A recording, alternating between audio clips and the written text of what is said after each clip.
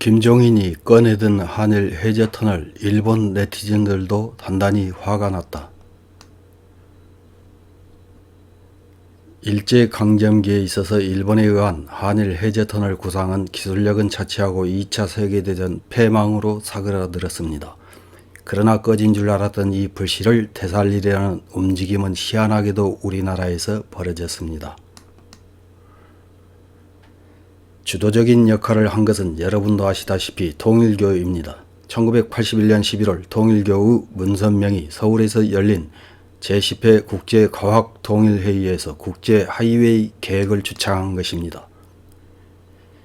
이후 2014년 한일 해저터널 조사 사경 기공식을 여는 등 터널 건설에 대한 의지를 보이면서 그저 경제성만 따지기보다는 한일 관계와 한국 일본의 단일 생활권 형성, 관광객의 보다 쉬운 유치 등을 고려해야 한다는 식의 주장을 펼쳤습니다.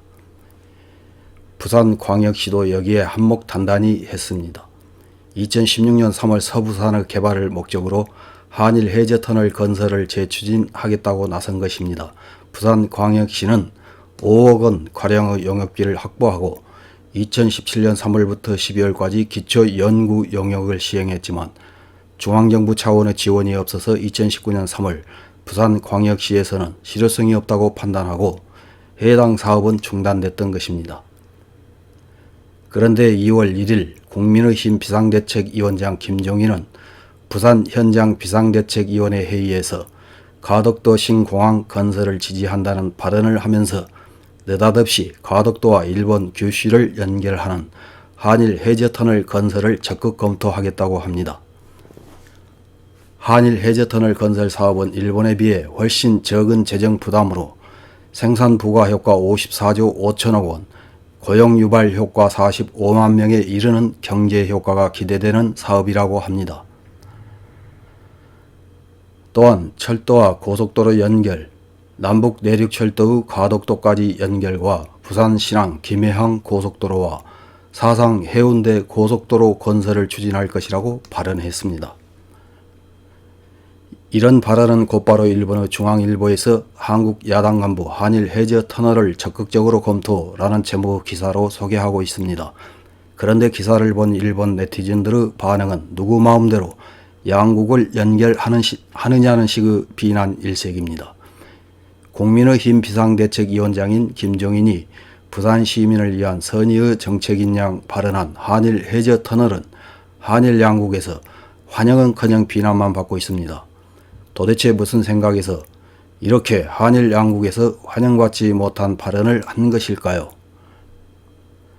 일본의 중앙일보가 보도한 한일 해저터널 기사에 일본 네티즌들은 어떤 댓글을 달았는지 몇 개 확인해보고 마치겠습니다.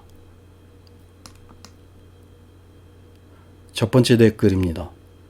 생각하는 것은 자유입니다만 이런 성가신 녀석과 이웃인 것은 보통 싫다라고 생각하는 분들에게 한 표. 무슨 일이 있어도 단호히 거부라고 생각한다.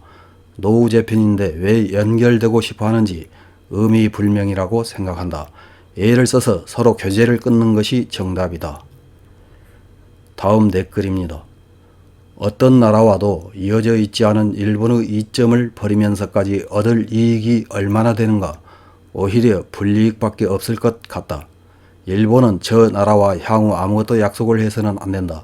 일본은 제대로 이행하지만 저 나라는 이행 의무를 방기하고 약속을 어긴다. 일본에는 아무런 도움이 안 된다. 다음 댓글입니다.